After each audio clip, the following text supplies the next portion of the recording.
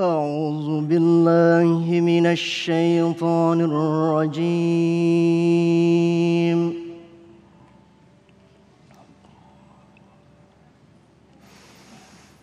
بسم الله الرحمن الرحيم.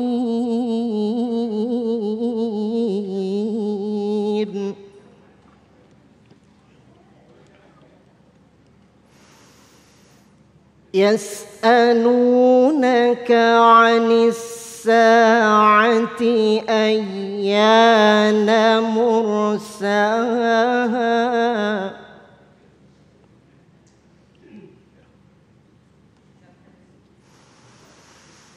قل إنما علمها عند ربي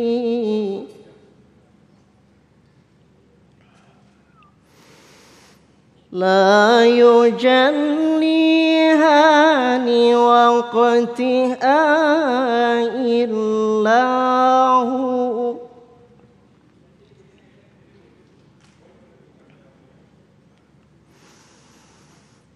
ثقلت في السماوات والأرض لا تأتيكم إلا بغتة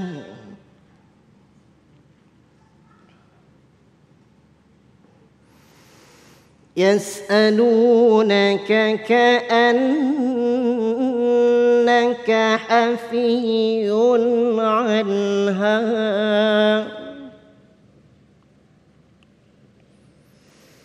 قل إنما علمها عند الله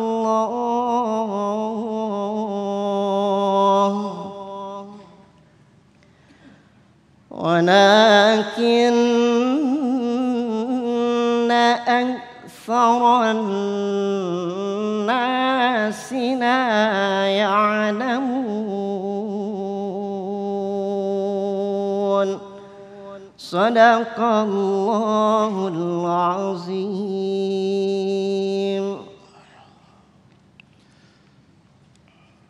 Assalamualaikum warahmatullahi wabarakatuh. Alhamdulillahirabbil alamin. Allahumma shalli ala sayyidina Muhammad wa ala ali sayyidina Muhammad. Puji syukur kepada Allah yang kembali mempertemukan kita dalam majelis ilmu damai Indonesiaku yang kali ini disiarkan secara langsung dari Masjid Al-Hikmah Jalan Teluk Bere, Durensawit, Jakarta Timur. Pemirsa, sebuah tema yang sengaja kita angkat dalam kesempatan kali ini agar menjadi pengingat bagi kita agar kita berhati-hati bahwa kita sedang berjalan di akhir zaman. Itulah tema yang kita angkat bersama guru-guru yang telah hadir bersama kita, Ustadz Hilmi Firdausi, kemudian Babe Haikal Hasan dengan tema Kenali Tanda-Tanda Kiamat Sudah Dekat. Tentunya masih bersama kami, Damai Indonesiaku yang dipersembahkan oleh Sarung Wadimor, tentu sarung kita. Selamat mengikuti. Bismillahirrahmanirrahim. Assalamualaikum warahmatullahi wabarakatuh.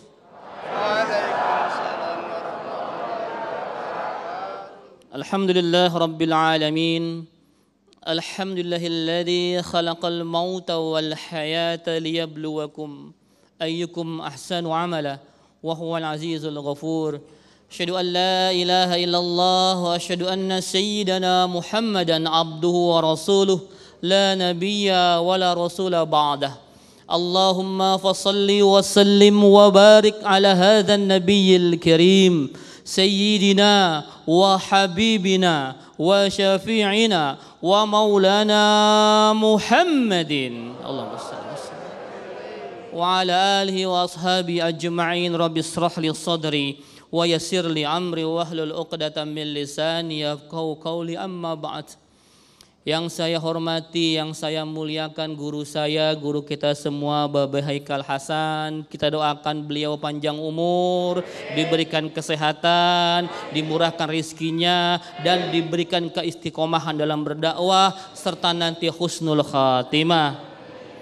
Sahabat saya Ustadz Agung, Masya Allah, kita doakan beliau senantiasa istiqomah memperjuangkan dakwah ini hingga akhir hayatnya nanti, amin. Bapak Ketua DKM, pengurus masjid, seluruh jamaah dan pemirsa Damai Indonesiaku yang insya Allah semua nanti akan selamat di yaumil qiyamah. Amin. Temanya ngeri-ngeri sedep ini Beh ya. Kiamat udah deket. Emang deket ya kiamat ya? Iya Bu. Kiamat deket. Tadi saya ketemu ke sini banyakan perempuan yang nyambut saya. Tuh. Tandanya emang banyakan emak-emak kalau pengajian Pak, itu tanda kiamat Pak ya. Nanti bahkan di akhir zaman itu perbandingannya 1:50 Pak. Ya Bu ya, 1:50. Jadi kalau 4 nggak apa-apa Bu, begitu. Mulai deh Ustadz deh ya. Masya Allah. Ini ngeri-ngeri sedap Pak. Salah satu tanda kiamat itu makin banyaknya maksiat di mana-mana. Khamar, perjudian, perzinahan dilakukan terang-terangan. Sekarang orang maksiat itu, dulu orang maksiat itu nggak mau ketahuan orang Pak. Ditutup aibnya, malu. Maksiat itu kan aib. Hari ini orang dengan bangga berbuat maksiat. Ya, bangga berbuat maksiat. Bangga mereka berzina, terang-terangan diungkapkan di internet, di YouTube, di podcast. Saya habis berzina 5 kali malam ini. Saya pernah mendengarkan itu ada seorang perempuan, dia FWB namanya, friend with benefit, berhubungan dengan 5 laki-laki berbeda dalam satu malam. Innalillahi wa inna ilaihi raji'un. Perzinahan bebas di mana-mana, mabuk, khamar, perjudian, pembunuhan. Sekarang orang maksiat sudah tidak maksiat yang standar Pak. Kadang-kadang kita mendengar ada bapak memperkosa anaknya sampai anaknya hamil. Ya, ada menantu selingkuh sama mertuanya tuh. Coba, ya nggak kepikirkan sama ibu. Ya, yang kemarin terakhir ada pembunuhan series. Ternyata bukan sinetron yang series, tapi pembunuhan. Ya, series pembunuhan. Dan segala macam kemaksiatan yang makin banyak dan kadang-kadang mungkin setan geleng-geleng kepala. Ini manusia idenya ada aja maksiatnya nih. Ya, anti mainstream Pak maksiat sekarang. Ya Rabb. Mengerikan sekali. Ini semua tanda-tanda kiamat yang harus kita yakini bahwa kita akan menuju ke arah sana. Sebenarnya dengan Rasulullah SAW diutus pun itu sudah artinya dekat dengan kiamat Bu. Karena Rasul kita penutup zaman. Dan makin kesini sudah berlalu sekitar 15 abad. Kita makin mendekat ke arah hari kiamat nanti. Begitu banyak tanda-tandanya, Bapak Ibu bisa menyaksikan ya. Bagaimana kalau kita ke Timur Tengah sekarang sudah lagi tidak tandus, tidak gersang, tapi hijau, bangunan tinggi. Orang berlomba-lomba membuat bangunan. Di Indonesia, tadi saya dapat cerita dari Babe, banyak masjid di mana-mana, tapi sayang orang banyak berlomba membangun masjid, tapi lupa memakmurkannya. Di mana-mana orang ada gentong Pak. Ada pengecerek gitu ya, sumbangan untuk membangun masjid, mempercantik masjid, mempermewah masjid, tapi mereka lupa mengisi masjid. Bahkan sekarang masjid dijadikan sebagai objek wisata dan itu tanda-tanda kiamat. Dulu ingat ada Masjid Kubah Emas, ya. Sekarang yang baru di Bandung tuh, Masjid Al-Jabbar, 1 triliun. Orang-orang berlomba ke sana, berziarah katanya. Emak-emak pengajian tuh pengen ziarah, pengen tahu masjid 1 triliun kayak gimana. Ya masjid juga sama. Dan celakanya ketika masjid digunakan sebagai tujuan wisata, itu salah satu tanda kiamat. Jangan senang ya berkunjung ke masjid, jangan senang. Tugas kita hari ini memakmurkan masjid, bukan membangun masjid. Karena menurut data Dewan Masjid Indonesia yang terdata ada 850.000 masjid di Indonesia.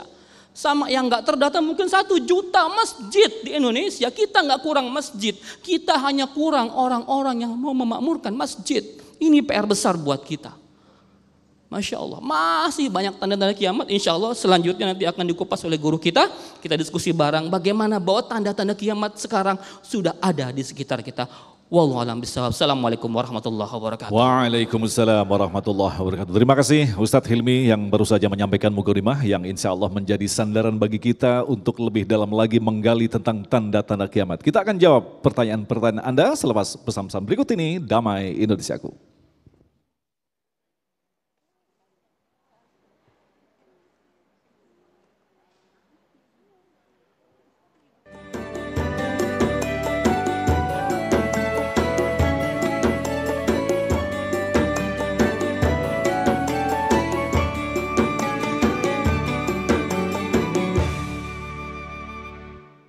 terima kasih pemirsa, masih bersama kami Damai Nusaku yang mengangkat tema tentang kiamat sudah dekat. Kapan akan terjadinya? Nah, insya Allah kita akan mendengarkan nasihat-nasihat dan ilmu dari guru kita. Untuk itu kami persilakan kepada penanya pertama, Bapak Syafri.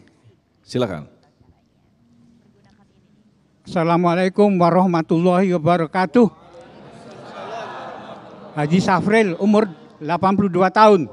Oh, tetap semangat, sehat sekali Bapak Syafri. Silakan. Kemerdekaan bangsa ini dipertahankan oleh nasihat-nasihat para kiai. Masya Allah. Baik, silakan pertanyaan langsung Pak Syafri. Kemunduran-kemunduran yang telah disebutkan di atas, apakah peranan kiai Indonesia telah memudar? Demikian. Assalamualaikum warahmatullahi wabarakatuh. Assalamualaikum warahmatullahi wabarakatuh. Babe, silakan.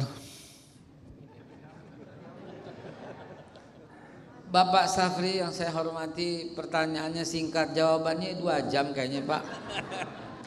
Kemunduran ini apakah gara-gara kiai juga begitu ya? Bismillahirrahmanirrahim. Boleh saya cerita sedikit kepada Bapak? Belum lama ini ada satu perusahaan yang mengundang saya di daerah Jawa Timur. Perusahaan ini perusahaan milik seorang yang non muslim Pak, di urusan sales dan penjualan. Akhirnya azan di radio saya Pak, di handphone saya. Lalu saya keluar Pak mencari masjid terdekat. Pak, begitu saya tiba di sebuah masjid yang sangat besar, ternyata masjidnya digembok Pak. Dalam perjalanan ini Pak, digembok ternyata. Begitu digembok saya tetap untuk sholat di masjid. Akhirnya Pak saya sholat di pinggiran, di emperannya. Tidak lama kemudian datanglah seorang yang naik sepeda Pak. Dan sampailah orang itu naik sepeda, lalu kemudian saya bertanya, Bapak orang sini? Iya. Yang imam siapa Pak? Saya. Yang makmum siapa? Saya. Yang azan? Saya. Yang qomat? Saya. Saya bukan melucu, benar-benar terjadi Pak. Saya temenin Pak, akhirnya saya sholat bersamanya. Apa relevansinya dengan pertanyaan Bapak? Itulah Pak yang terjadi. Berapa orang ustadz, ulama, kiai yang tinggal di daerah situ, kok nggak ada yang ngajak ke masjid? Saya setuju dengan pendapat Bapak dan pertanyaan Bapak sebenarnya, bahwa andil para dai ilallah juga ada di sana. Ingat, jangan lupa Rasulullah bersabda, "Idza zaharatil ma'asi fi ummati ammahumullahu bi'azabin min indih." Bila maksiat berkembang di kalangan umatku, maka azab Allah akan turun secara merata. Maksiat berkembang karena apa? Karena sedikit orang yang beramar ma'ruf nahi munkar. Mungkin ke situ pertanyaan Bapak. Amar ma'ruf nahi munkar yang biasanya disampaikan oleh para dai mulai kendor, mulai menurun, mulai akhirnya terjadilah kemaksiatan. Benar apa yang Ustadz kita tadi sampaikan, Masya Allah. Dulu orang ngumpet-ngumpet, sekarang merajalela, berani mengungkapkan. Bahkan di negara lain Pak, dibuat undang-undang untuk legalisasi itu. Ada LGBT, dibuat undang-undang di negara lain boleh.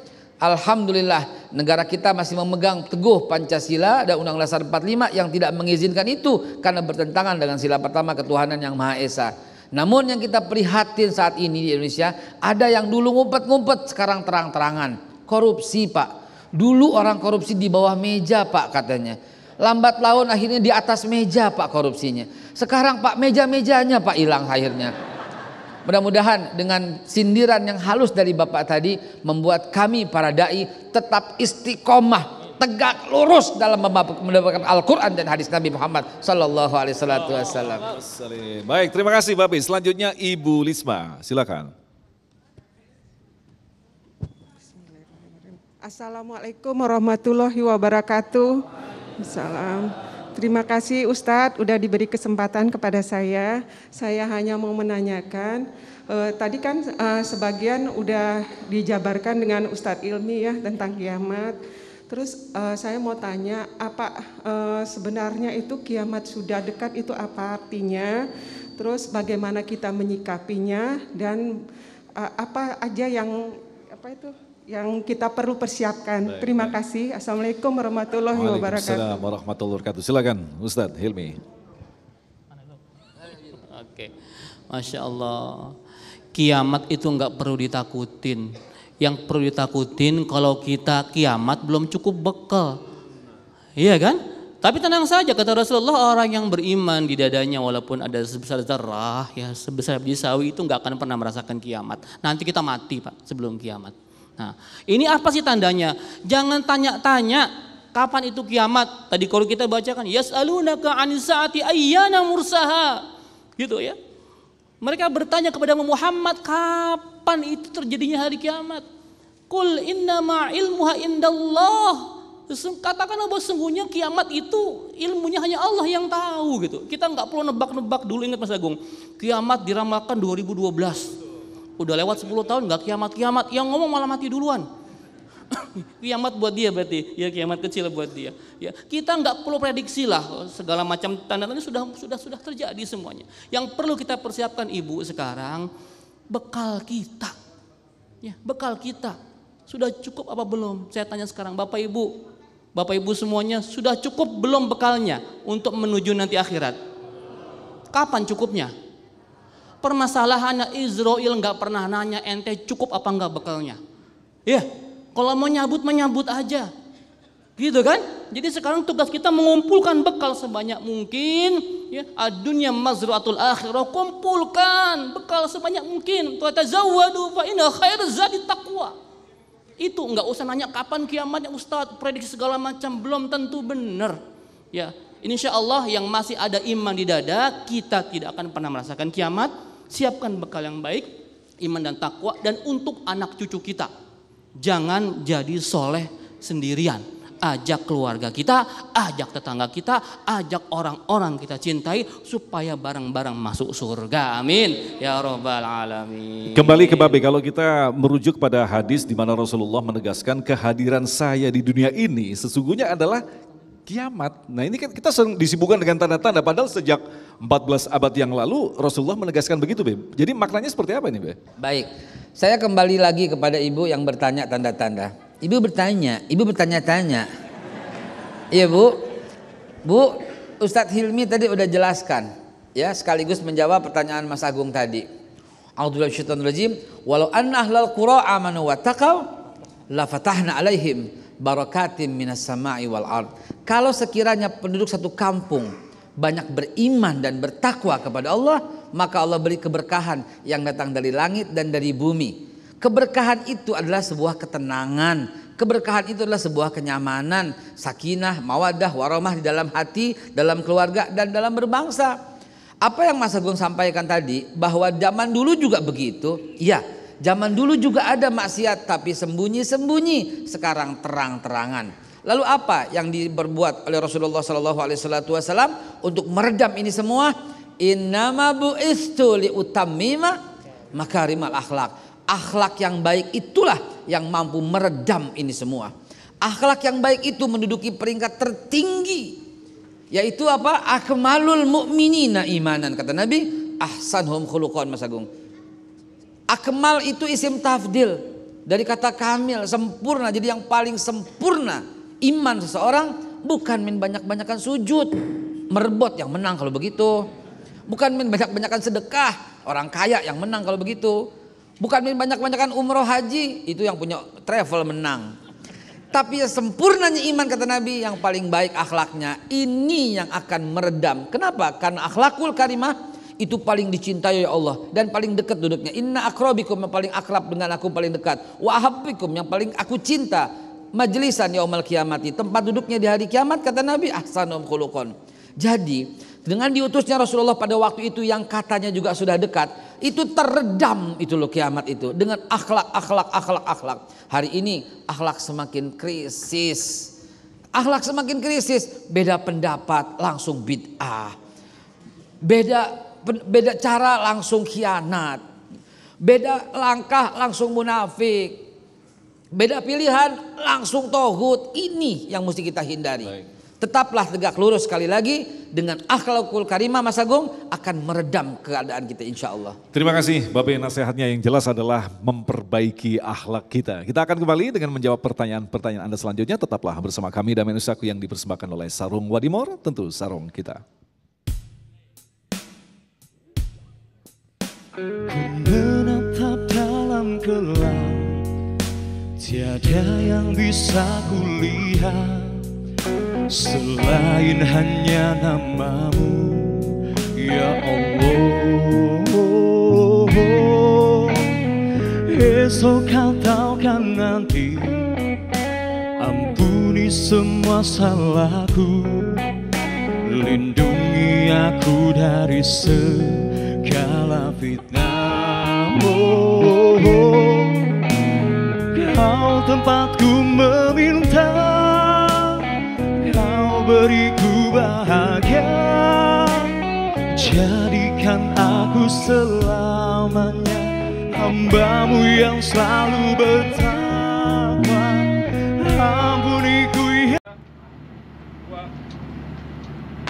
Assalamualaikum pemirsa, bagaimana semua kabarnya? Semoga semua dalam keadaan sehat walafiat ya. Alhamdulillah, senang sekali rasanya saya dapat menyapa kembali pemirsa semua di rumah. Semoga kita semua bisa mendapatkan tambahan ilmu yang baru dari tausiah yang telah kita dengarkan dan pastinya dapat kita amalkan dalam kehidupan kita sehari-hari. Nah pemirsa, apabila kita berbicara mengenai amalan, salah satu amalan yang paling mudah untuk kita terapkan dalam kehidupan kita sehari-hari adalah senyuman. Senyum merupakan salah satu sunnah Nabi dan yang paling mudah untuk kita terapkan dalam kehidupan kita sehari-hari. Untuk itu pemirsa, yuk mulai sekarang rajin-rajinlah kita untuk mengamalkan senyuman. Dan supaya senyuman pemirsa lebih terasa percaya diri lagi, pemirsa harus memiliki gigi yang putih dan bersih. Nah, supaya pemirsa memiliki gigi yang putih dan bersih, gimana caranya? Nih, saya kasih tahu pemirsa. Pakai ini nih, pasta gigi Pepsodent Siwak dan Habatus Sauda. Mengandung siwak dan habatus sauda, kandungan bahan alami yang terbukti secara ilmiah dan disunahkan oleh Rasulullah SAW. Siwak terbukti khasiatnya mampu memutihkan gigi dalam 7 hari dan mencegah gigi berlubang. Sedangkan habatus sauda sudah sangat dikenal manfaatnya dengan sifat antibakteri dan mampu memperkuat imun atau daya tahan tubuh kita. Pepsodent Siwak dan Habatus Sauda juga diperkaya oleh zinc mineral, agen antibakteri alami yang dapat melawan 99% bakteri untuk perlindungan seluruh mulut, serta mampu membuat gigi lebih putih secara alami. Nah, ini untuk pemirsa, sudah saatnya yuk kita semua beralih ke pasta gigi Pepsodent Siwak dan Habatus Sauda. Insya Allah pemirsa, bermanfaat sekali mempergunakan pasta gigi yang mengandung perpaduan siwak dan habatus sauda yang sudah terbukti dapat membuat gigi putih alami dalam 7 hari serta disunahkan oleh Rasulullah SAW. Nah pemirsa, yang berada di rumah atau dimanapun Anda berada, jangan kemana-mana karena sesaat lagi pastinya kita akan kembali lagi tetap di Damai Indonesiaku.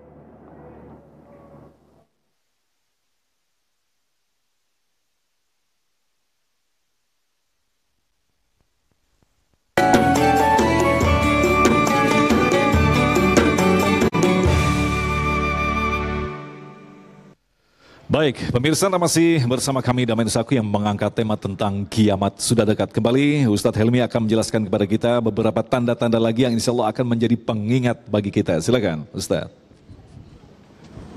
Bismillahirrahmanirrahim. Baik Bapak Ibu sekalian, seperti tadi kita bicarakan, sudah begitu banyak tanda-tanda kiamat yang terjadi di sekitar kita. Saya mengutip sebuah hadis Rasulullah SAW, badiru bil a'mal fitanan ka qita'il lailil muzlim. Bersegeralah kata Rasulullah, beramal soleh sebelum datangnya zaman fitnah seperti sepenggalan malam. Yusbihur rajulu mu'minan wa yumsi kafiran, au yumsi mu'minan wa yusbihu kafiran. Ada seseorang Bapak Ibu sekalian, jamaah sekalian, pagi hari dia beriman, sore hari dia kafir. Atau sore hari dia beriman, pagi harinya dia kafir. Yabi'u dinahu bi'aradim minad dunya. Dan orang itu menjual agamanya demi mendapatkan dunia. Itu ciri-ciri kiamat, di mana ada orang berubah imannya dalam waktu 1 hari. Pagi dia iman Pak, tiba-tiba sore dia kafir. Pagi dia membela agamanya Allah, pagi dia berdakwah, tiba-tiba nanti malam dia menjadi pembelanya Dajjal. Ya, jadi ada orang hari ini tuh berubah-ubah kayak bunglon Pak. Jangan kaget. Dulu kita anggap dia misalkan sebagai ulama, sebagai panutan, tiba-tiba ngomongnya nyeleneh. Karena kata Rasulullah, ya bi'u dinahu bi'aradin minad dunya. Dia menjual agamanya, dia menggadaikan agamanya demi mendapatkan dunia yang sedikit. Pernah dengar, Pak, ada profesor, doktor dengan segala macam gelarnya, panjang titlenya, tapi ngomongnya nyeleneh. Pernah? Ya. Memang Rasul menyampaikan kepada kita nanti ada orang-orang seperti itu. Kita menyebutnya, kita mengenal dengan nama ulama su. Ya, ulama yang menyesatkan manusia, bukan malah mengajarkan dekat kepada Allah, tapi menjauhkan kita dari Allah Subhanahu wa taala. Itu pun tanda kiamat. Apalagi tanda kiamat itu maraknya kebodohan di mana-mana. Kenapa? Karena urusan diserahkan bukan pada ahlinya. Tunggulah kehancuran kalau urusan diserahkan bukan pada ahlinya. Makanya hari ini banyak orang, ya, bukan ahlinya, tapi diserahkan suatu urusan yang terjadi hancur lebur. Itu tanda-tanda kiamat. Apalagi banyak lagi tanda-tanda lainnya. Misalkan apa? Ada seorang budak melahirkan tuannya. Apa itu? Para ulama menyampaikan nanti ada seorang tua diperbudak oleh anaknya. Anak menganggap orang tuanya sebagai budak. Mungkin Bapak Ibu bisa merasakan sekarang anak kita di rumah mungkin nggak pernah dengar kata orang tuanya, menyuruh-nyuruh orang tuanya, membudaki orang tuanya. Itu pun tanda-tanda kiamat. Maksiat di mana-mana merajalela, ya. Belum lagi, masya Allah, ketika kita mendapati kemaksiatan dipertontonkan secara bebas di mana-mana, orang begitu bangga dengan maksiat. Allah sudah menutup aibnya, mereka membuka aibnya. Bahkan maksiat dianggap sebagai sebuah kelaziman hari ini. Kalau nggak maksiat katanya nggak keren. Ya, kalau nggak maksiat dia nggak hebat, nggak ngetren, nggak hits. Luar biasa. Ya, ini yang harus kita jaga sekarang. Jangan sampai anak keturunan kita terkena itu semua. Fitnah akhir zaman. Kita berlindung kepada Allah Subhanahu wa taala. Semoga anak keturunan kita terlindung dari itu semua, dan kita berharap semoga nanti kita semua dimatikan dalam keadaan terbaik, husnul khatimah, ya. Ada 3 cara. Yang pertama, tatahur, bersihkan dulu hati kita dari syirik, nifak dan segala macam penyakit hatinya. Emak-emak, bersihkan hatinya, jangan dengki. Dari kata babe, akhlak, mak-mak, hati-hati. Dengki ini bahaya. Kata Rasulullah, iyyakum wal hasada, jauhilah kedengkian. Fa innal hasada ya'kulul hasanah kama ta'kulun nar allati khataba. Karena kedengkian itu akan memakan kebaikan-kebaikan kita. Seperti halnya api memakan kayu bakar. Ya, jangan dengki, bersihkan hati. Yang kedua, tahakkuk, perbaiki ibadah kita, mendekat kepada Allah Subhanahu wa taala. Perbaiki kualitas salat kita, perbanyak bekal kita. Salat kita khusyuk apa enggak, Bu? Khusyuk apa enggak ibu-ibu salatnya? Banyakan khusyuknya, banyakan enggaknya? Perbaikin salat kita. Ya. Yang ketiga, takhalluk, berakhlak mulia. Ini penting sekali karena kata Babeh tadi bahwa sesungguhnya mukmin yang paling sempurna itu mukmin yang paling baik akhlaknya. Man kana yu'minu billahi wal yaumil akhir, kata Rasul, barang siapa beriman kepada Allah dan hari akhir. Pertama, fala yu'dhi jarah, wahai emak-emak, jangan sakiti tetangganya. Tuh. Jangan sakiti tetangganya, jangan gibahin tetangganya, jangan juniper sama tetangganya. Tahu juniper? Julid, nyinyir, baper. Tuh, emak-emak semua tuh ya. Jangan juniper sama tetangganya. Hormati tetangga kita. Fala yu'dhi jarah, man kana yu'minu billahi wal yaumil akhir falyukrim dhaifah. Barang siapa beriman kepada Allah dan hari akhir, muliakan tamu. Muliakan tamu. Tadi masya Allah saya kesini langsung disuguhin, Pak. Ya, air putih, air teh, kue segala macam. Ya, dikasih nasi, masya Allah kayak warung bukan masjid. Ya, itu memuliakan tamu, tanda akhlak mulia. Ya, kata Rasul lagi, man kana yu'minu billahi wal yaumil akhir falyaqul khairan aw liyasmut, berkata yang baik atau diam. Wallahu a'lam bissawab.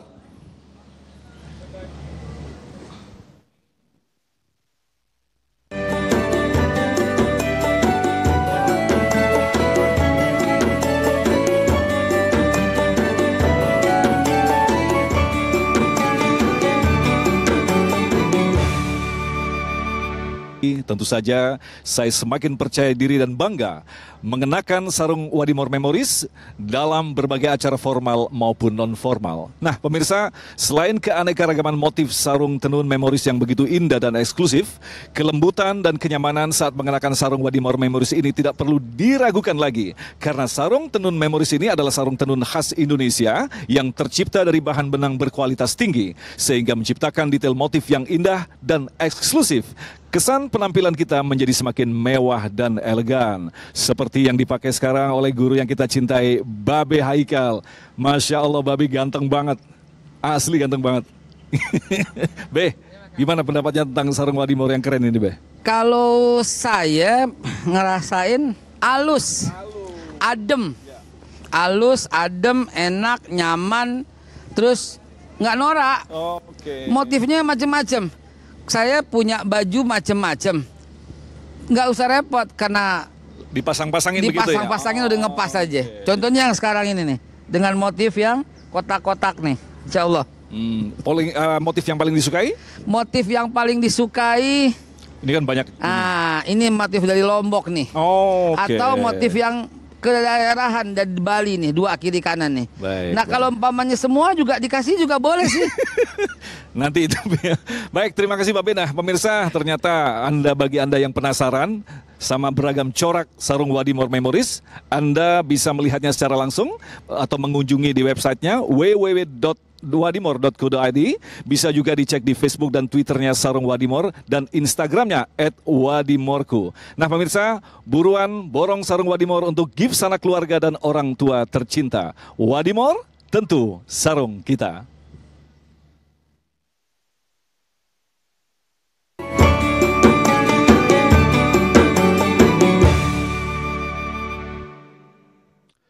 Baik, terima kasih pemirsa. Anda masih bersama kami Damai Nusaku yang mengangkat tema tentang tanda-tanda kiamat. Alhamdulillah kita kembali di segmentasi tanya jawab. Kita akan dengarkan pertanyaan yang akan disampaikan oleh Bapak Erik yang akan dijawab oleh Babe Haikal. Silakan Bapak Erik. Assalamualaikum warahmatullahi wabarakatuh.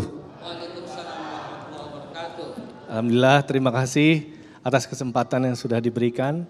Tadi Pak Ustadz Babe Haikal sudah menyampaikan mengenai akhlak. Nah Pak Ustadz, mohon tanya dong, bagaimana cara kita berakhlak kepada anak kita, sebagai orang tua kepada anak kita, begitu juga kita sebagai anak kepada orang tua kita di era yang saat ini zaman-zamannya sudah mendekati kiamat. Itu yang pertama Pak Ustadz. Baik. Yang kedua, saat ini kan dunia sudah mulai berubah di Arab Saudi, ada turun salju, banyak, mungkin ada danau, ada lautan seperti itu ya. Ada sebuah hadis tadi, itu merupakan tanda-tanda turunnya Imam Mahdi. Nah itu bagaimana Pak Ustadz, ceritakan singkat mengenai Imam Mahdi itu seperti apa dan kapan turunnya. Terima kasih Pak Ustadz. Baik, silakan Babe. Bismillahirrahmanirrahim, Mas Erik yang saya hormati, terima kasih pertanyaannya. Pertanyaan pertama itu betul-betul menggugah kita semua dan pemirsa Damai Indonesiaku. Selama ini kita hanya bercerita akhlak atau adab seorang anak kepada orang tua. Tapi pertanyaan Mas Erik tadi, orang tua terhadap anak. Betul, ada 15 hak anak yang harus dipenuhi oleh orang tua. Artinya kalau tidak memenuhi ini, maka ini orang tua yang tidak beradab, orang tua yang tidak berakhlak. 15 hak pertama, orang tua wajib memberi nafkah yang halal. Itu walaupun anak masih dalam kandungan. Kalau orang tuanya mencari makan yang tidak halal, maka ini udah menggugurkan satu.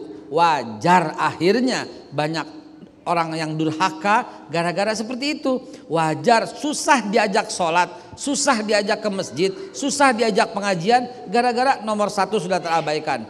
Belum lagi berikutnya, seorang orang tua wajib menyiapkan nama yang terbaik bagi anaknya. Wajib mengenalkan Allah kepada anak sedini mungkin. Wajib mengenalkan Rasulullah. Wajib mengenalkan sholat. Dan seterusnya. Bahkan memisahkan tempat tidurnya. Sampai mencarikan jodoh. Sampai menuntunnya. Itu ada 15. Namun mudah-mudahan di waktu lain kesempatan akan saya terangkan bagaimana memenuhi 15 hak anak terhadap orang tua. Begitu juga orang tua terhadap anak.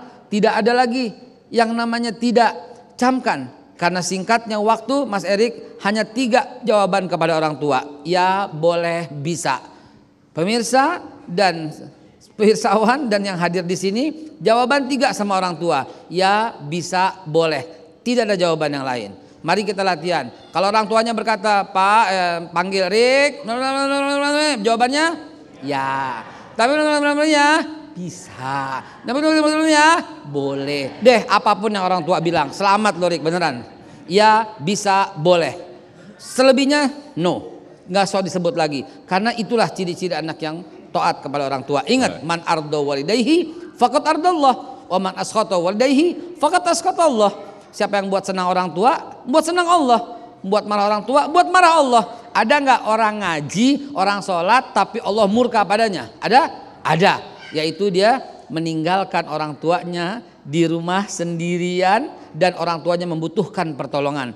Rasulullah ketika perang Uhud, perang Badar itu diperangi di Badar, diperangi di Uhud, beliau selalu periksa pasukan. Siapa yang masih punya orang tua, pulang, karena jihadmu merawat orang tuamu. Itu loh. Dan yang kedua tadi soal Imam Mahdi dengan tanda-tanda Imam Arab Mahdi. menghijau. Gini. Secara singkat aja, kita masih Secara ada singkat. satu. Iya. Imam Mahdi pasti suka nggak suka, terima nggak terima akan datang. Masalahnya kita beriman nggak? Kalau antum orang yang taat kepada para habaib, kepada kiai, kepada ulama, insya Allah akan terbimbing kepadanya. Tapi kalau seandainya tidak, maka Anda akan makin menjauh. Tapi jangan lupa, terjadinya Imam Mahdi di Mekah kemudian dibawa ke Masjidil Aqsa. Di sanalah Imam Mahdi dan Nabiullah Isa akan membunuh Dajjal. Jadi jangan lupakan Aqsa. Orang-orang yang di hatinya ada Aqsa adalah ciri-ciri orang yang akan taat kepada Imam Mahdi. Masya Allah. Baik, terima kasih Babe. Selanjutnya kami persilakan Ibu Yanti.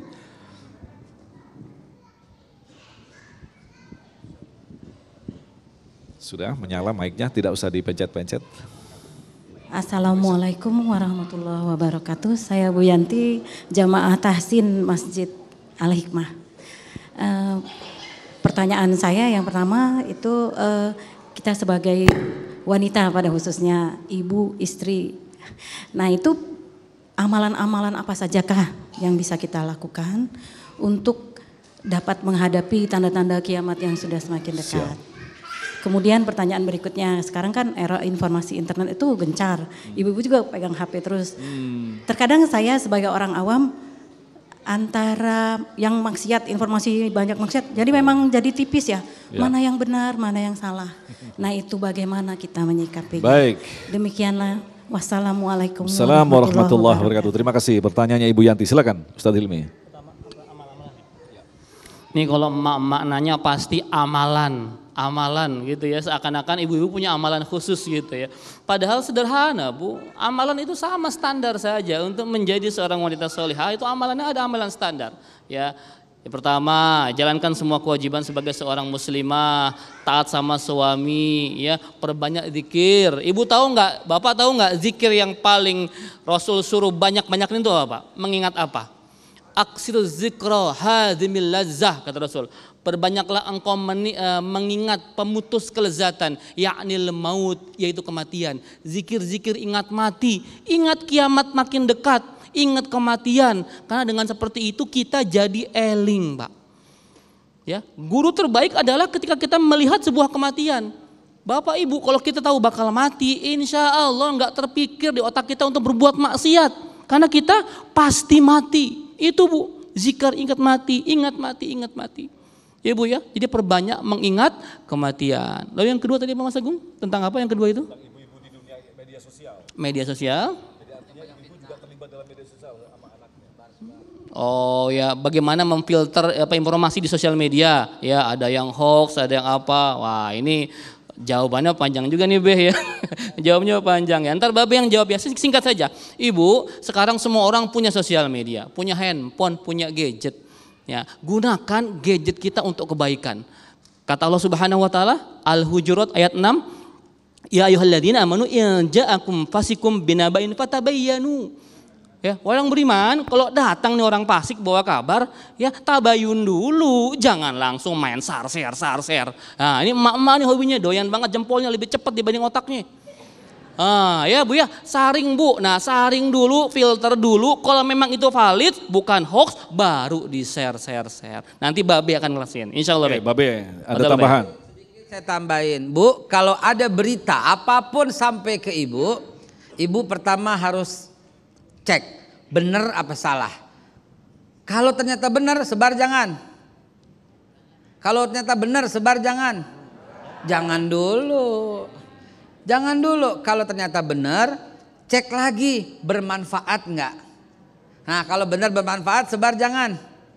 Jangan dulu. Karena ada berita benar tapi enggak manfaat, ada. Contohnya apaan? Monas, pengumuman Monas ada di Jakarta Pusat, sebar jangan. Nah nggak usah disebar, semua juga tahu. Benar beritanya, manfaat beritanya, dan sebar jangan. Jangan dulu, cek dulu ada nggak orang tersinggung. Ada nggak suku tersinggung? Ada nggak agama lain tersinggung? Ada nggak kelompok lain tersinggung? Ada nggak organisasi lain tersinggung? Kalau nggak ada yang tersinggung, baru kita sebar jangan. Jangan dulu. Jangan sebar mulu Ibu lah. Sekali lagi, cek benar apa salah. Kalau benar, cek yang kedua, manfaat nggak? Kalau manfaat, cek ketiga, ada yang tersinggung nggak? Kalau enggak juga, cek sekali lagi. Pulsanya ada nggak? Kalau memang ragu, case close, nggak usah disebarin.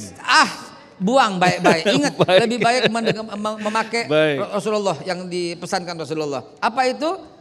Katakan yang baik atau benar. Sebar yang baik, manfaat, berguna atau diam. Baik. Begitu ya. Baik, terima kasih Babe Ustadz. Kita masih menyimpan beberapa pertanyaan lagi. Kita akan jawab selepas pesan-pesan berikut ini. Damai Indonesiaku.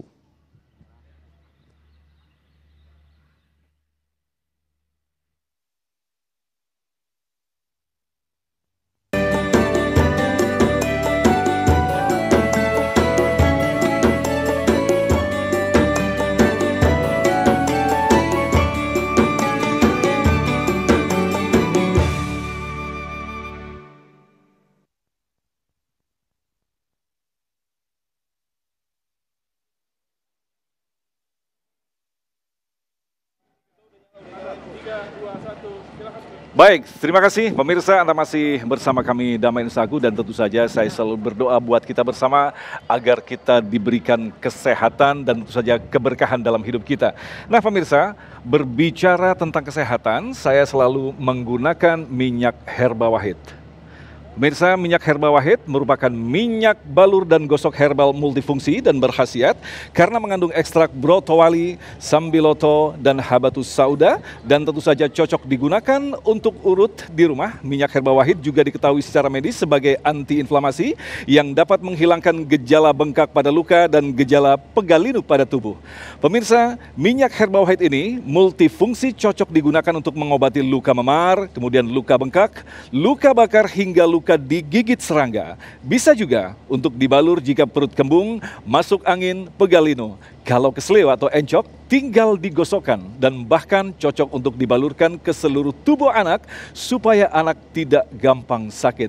Alhamdulillah telah hadir bersama kita Bunda. Masya Allah, Bunda ternyata menggunakan minyak herba wahid. Iya dong, tentu. Bisa kita berbagi pengalaman kepada pemirsa. Ya, minyak herbal wahid ini sangat berguna sekali dan sangat banyak manfaat dan berkhasiat untuk luka bakar, untuk luka digigit serangga, luka panas, dan juga berkhasiat untuk perut kembung, badan pegal-pegal. Nah itu biasanya kami suka membalurkan sebelum tidur. Karena memang ini sangat berkhasiat kalau sudah dioleskan di punggung, di telapak kaki. Dan ini sangat berguna bagi kami sekeluarga. Dan satu lagi, aromanya tidak tajam. Nah itu lagi yang membuat khasiat dari minyak ini, baunya tidak tengik ya. Masya Jadi Allah. bisa dipakai untuk kita semua karena wangi. Jadi malam-malam kita pakai juga nggak bau tengik. Baik, terima kasih Bunda dan pemirsa, kita mendengar sendiri ternyata banyak sekali manfaatnya. Nah, minyak herba wahid ini sudah tersedia di Indomaret dan Alfamart dekat rumah, kemudian tersedia juga di apotek dan toko obat terdekat. Jadi selalu sedia minyak herba wahid di rumah, minyak balur dan gosok herbal multifungsi, insya Allah bermanfaat. Sekali lagi, bila kita sudah mulai mengeluh, jangan lupa ambil minyak herba wahid. Tentu saja minyak herba wahid adalah pertolongan pertama pada penyakit. Kita akan kembali selepas pesan-pesan berikut ini.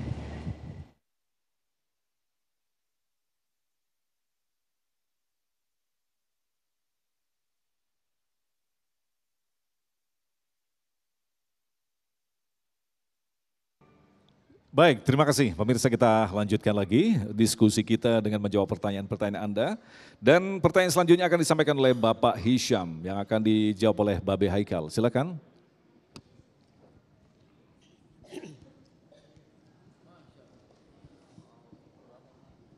Bismillahirrahmanirrahim. Assalamualaikum warahmatullahi wabarakatuh.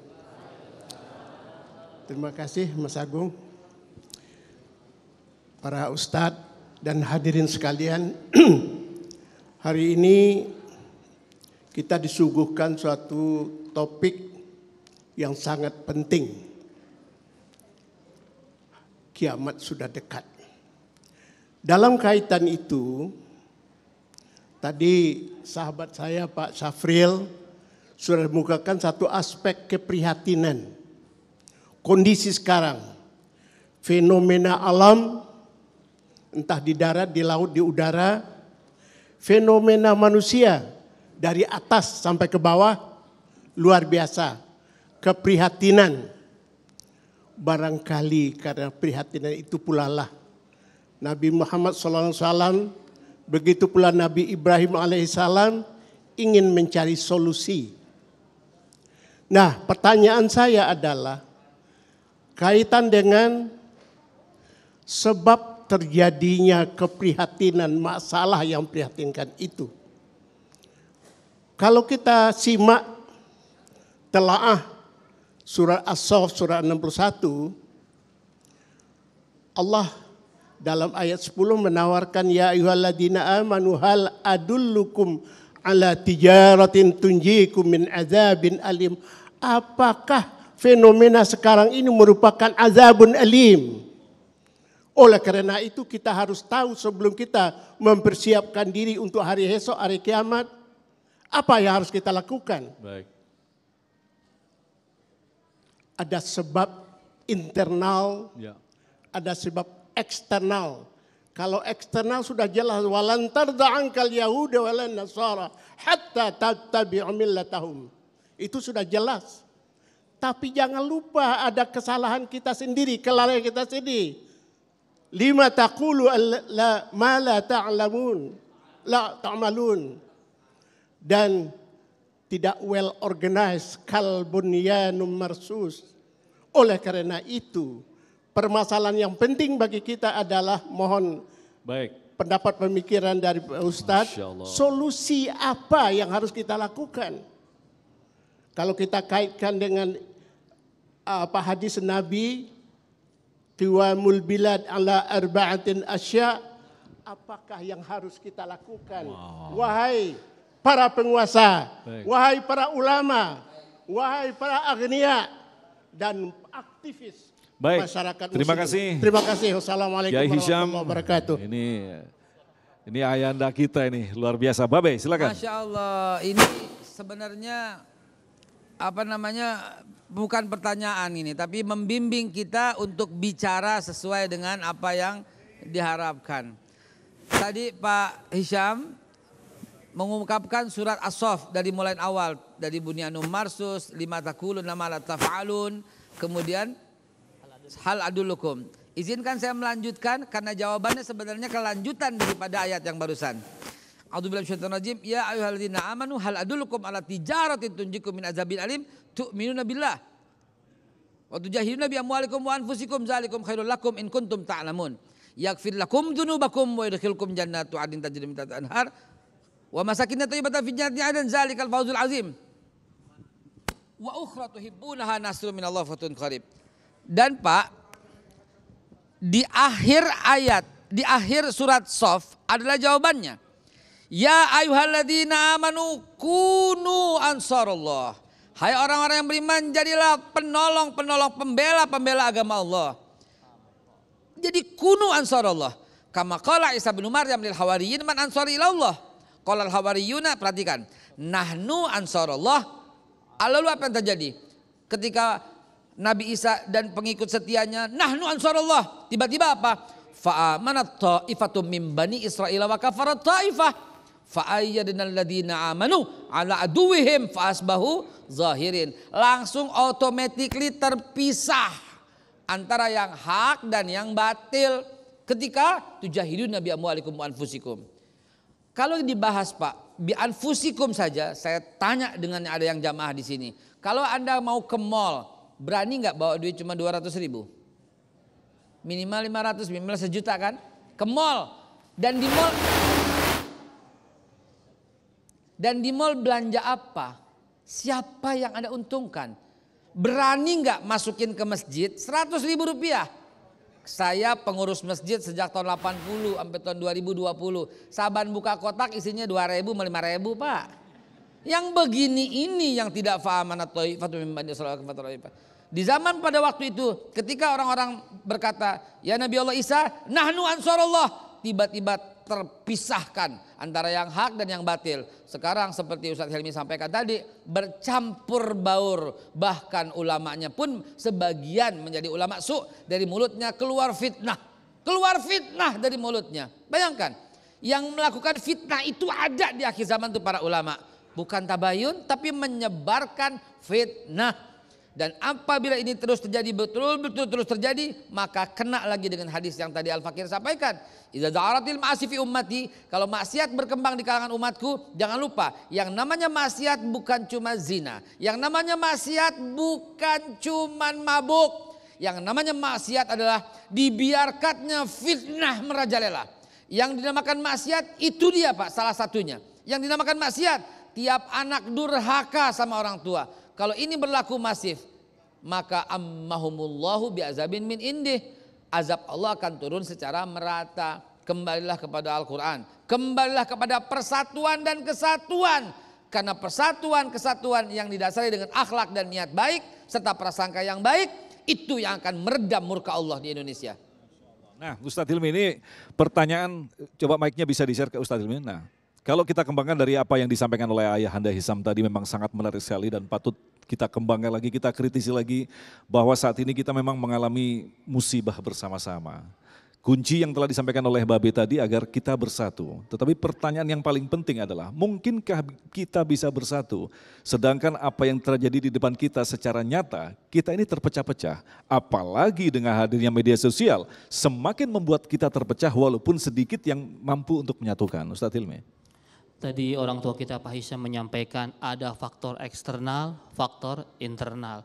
Eksternalnya walang tardu ankal yahudu walan nasara hatta tabi'a millatahum. Yang menyebabkan umat Islam ini hancur memang ada kebencian, gitu kan? Al-Baqarah 120. Tapi itu sudahlah.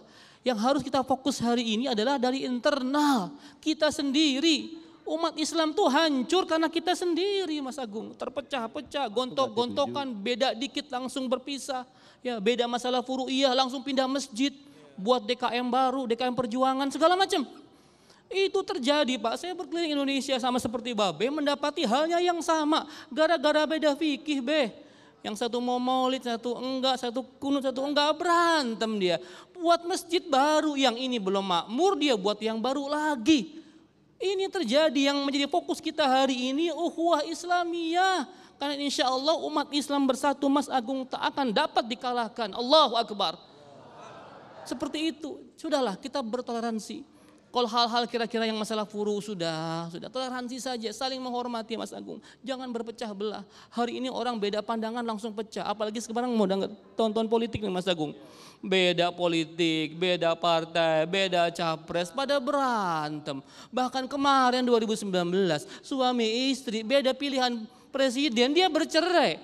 Suami istrinya udah bercerai, yang dia pilih malah rujuk, kan begitu. Nah ya, jangan lagi terjadi 2024 apapun pilihan kita, partai apapun, capres manapun, umat Islam harus tetap bersatu insya Allah. Kembali ke Babe, perbaikan ini lantas kita mulai dari aspek apa terlebih dahulu? Baik, ini pertanyaan pamungkas yang dahsyat. Ibda binafsik, mulailah dari dirimu sendiri. 2024 karena udah kesinggung, tahun politik yang semakin hari semakin memanas memecah belah kita. Dan saya mau pesankan kepada jamaah sekalian dan pemirsa, Al-Hujurat adalah salah satu ayat yang mesti kita gaungkan terus sampai 2024. Mulai ayat yang ke-10, yang ke-11, 12 dan 13. 1, jangan panggil saudaramu dengan sebutan yang buruk. Masa beda pilihan langsung keluar nama-nama binatang. Kemarin kita dengar nama cebong, nama kampret, nama kadrun, nama kodrun. Besok mau nama apa lagi? Ini haram hukumnya. Haram hukumnya. Karena dilarang oleh Allah memanggil dengan sebutan yang buruk. Jauhi prasangka-prasangka. Kok beda pilihan langsung pecah. Beda langkah langsung tuduhan.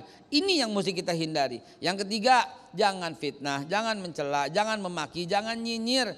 Dan perihal nyinyir dibayar sudah Allah sampaikan 1444 tahun yang lalu. Wailul likulli humazatil lumazah allazi jama'a malahu wa'addadah yahsabu anna malahu akhladah. Celaka orang yang mengumpat, yang memfitnah, kemudian dia menghitung-hitung. Lihat, habis fitnah, habis ngumpat dapat fulus. Nah, yang kayak begini nih yang akan menjadi pemecah belah umat dan semakin hari semakin jauh. Ibda binafsik. Tahan jempolmu. Kalau dulu tahan lisanmu, sekarang tahan jempolmu dan juga lisan. Itu Mas Agung. Tahan jempol untuk prinsip 4 tadi. Kenal nggak? Kalau nggak kenal udah buang. Oh kenal. Bener nggak? Oh bener. Jangan dulu. Share jangan. Jangan dulu. Ada yang tersinggung nggak? Nah udah begitu terakhir periksa. Ada pulsa nggak? Baru kemudian disebar gitu ya. Begitu Mas Agung. Ustadz Hilmi, kalau tadi dikatakan bahwa memang kita terjadi perseteruan internal gitu ya, kan urusan luar. Tetapi apa menurut pandangan Ustadz Hilmi memang ada kesengajaan dari pihak luar agar memang Islam tidak bersatu? Belakangan ini kita melihat pembakaran kembali Al-Quran itu kan sebenarnya terjadi terus menerus. Nah ini kita sedang diuji. Apakah pendapatnya Ustadz Hilmi ada sesuatu yang memang hadir untuk memecah kita atau seperti apa? Ketika dulu perang salib, jadi umat Islam, sekali ini beliau ada sejarah nih. Dalam sejarahnya umat Islam itu kalau perang fisik kagak pernah kalah. Enggak pernah kalah, kecuali ada pengkhianatan. Kecuali merubah strategi perangnya. Caranya bagaimana? Untuk menghancurkan umat Islam adalah dengan menjauhkan umatnya dari Al-Quran. Ya, dibentur-benturkan atar kita sendiri. Ini yang bahaya sekali Mas Agung ya. Jadi sekarang tuh orang Masya Allah ya, sedikit perbedaan langsung dicap musuh, ya langsung main dicap kafir dan sebagainya. Tugas kita hari ini tuh mengislamkan orang kafir, bukan mengkafirkan orang Islam. Ya, orang itu takut sama kita. Ya, orang itu takut gara-gara Islam itu katanya angker, Islam itu katanya tuh wah susah jadi orang Islam mah, semua harus serba suci. Ini yang terjadi di sosial media Mas Agung hari ini. Anak-anak muda kita yang sangat logik itu ketika mendapati Islam dibawa dengan keras, dengan sebuah kesaklekan dan sebagainya, mereka menjauh. Ya, makanya ulama ustadz yang easy going, yang membuat anak muda itu tertarik mereka. Ya, ini tugas kita para dai menyampaikan Islam yang rahmatan lil alamin dengan cara yang lemah lembut, yang mengayomi, yang mengajak bukan mengejek, merangkul bukan memukul. Ini tugas kita sekarang. Kembali lagi kepada ukhuwah Islamiyah dan akhlakul karimah. Itu kuncinya saudara sekalian. Demikian Mas Agung. Selalu kita secara bersemangat dalam kondisi seperti ini kembali ke Al-Quran, tapi kenyataannya kita sepertinya jalan di tempat ini Babe. Apa yang salah? Apa salah memaknai atau seperti apa? Survei menunjukkan 62,8% atau kurang lebih 63% orang Islam di Indonesia buta huruf Al-Quran. Sebuah musibah yang sangat besar. Seharusnya semakin sedikit karena jumlahnya makin banyak, tapi terus menerus tergerus.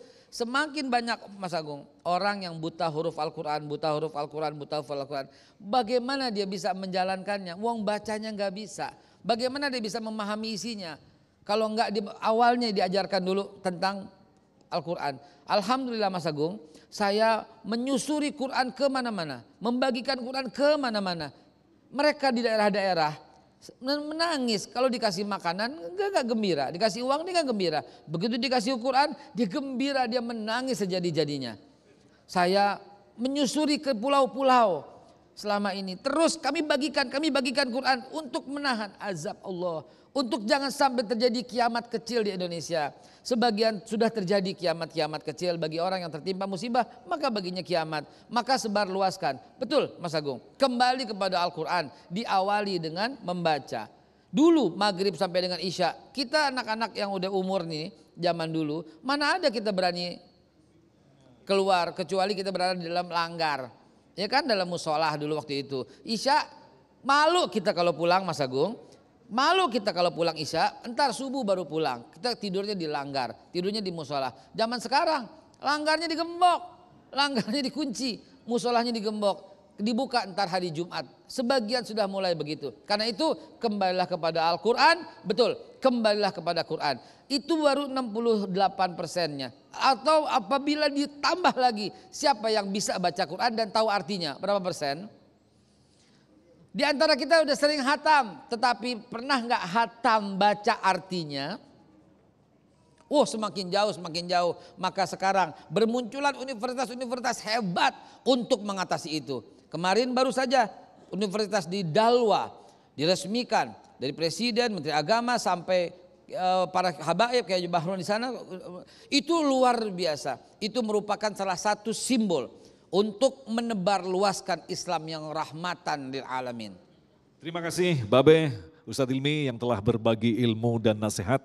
Insya Allah ini menjadi bahan bagi kita sekali lagi untuk memperbaiki kualitas keimanan kita.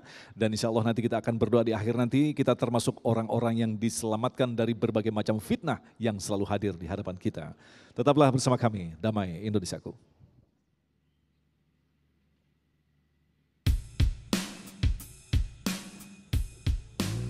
Melewati setiap detik waktuku bersama takdirmu, membuatku mengerti hanyalah padamu ku kembali. Ku bersujud kepadamu, memohon adakah jalan untukku untuk kembali padamu? Akulah para pencarimu, ya Allah. Akulah yang merindukanmu, ya Rabbi.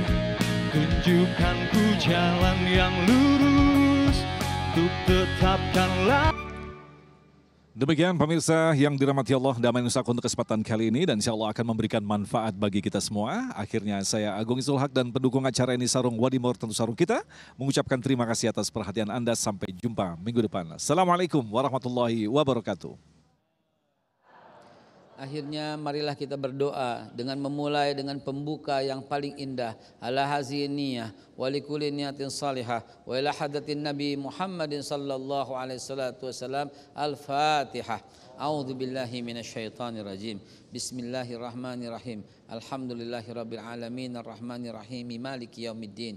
Iyyaka na'budu wa iyyaka nasta'in.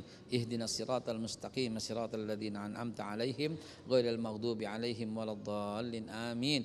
Allahumma shalli ala sayyidina Muhammad bi'adadi man shalla alaihi wa shalli ala Muhammad bi'adadi man lam yushalla alaihi wa shalli ala Muhammad kama amartana bis salatu alaihi wa shalli ala Muhammad kama yanbaghi lis salatu alaihi wa shalli ala Muhammad kama yuhibbu ay shalla alaihi. Allahumma malikal mulki tu'til mulka man tasha wa tanzi'ul mulka mimman tasha wa tu'izzu man tasha wa tudhillu man tasha biyadikal khair innaka ala kulli syai'in qadir. Allahumma arinal haqqa haqqan warzuqna ittiba'ah wa arinal batila batila warzuqna ijtinabah. Allahumma ya Allah, Allahumma ya Karim, lepaskanlah bangsa ini dari segala mara bahaya. Lepaskanlah bangsa kita ini semua ya Allah dari segala hutang piutang. Lepaskanlah bangsa ini ya Allah dari segala kejahatan orang yang jahat. Ya Allah, izinkanlah bangsa ini kembali menjadi motor penggerak perdamaian dunia dan kembali menjadi macan Asia di negara. Amin ya Allah ya Rabbal Alamin. Rabbana atina fid dunya hasanah wa fil akhirati hasanah wa qina azabannar. Subhana rabbika rabbil izzati amma yasifun wa salamun alal mursalin walhamdulillahi rabbil alamin. Wassalamualaikum warahmatullahi wabarakatuh. Biarkan hujan membasahi bumi atau bulan yang tiada berseri, namun jangan kau biarkan cintaku yang tulus suci hanya padamu. Semua yang ada padamu membuat diri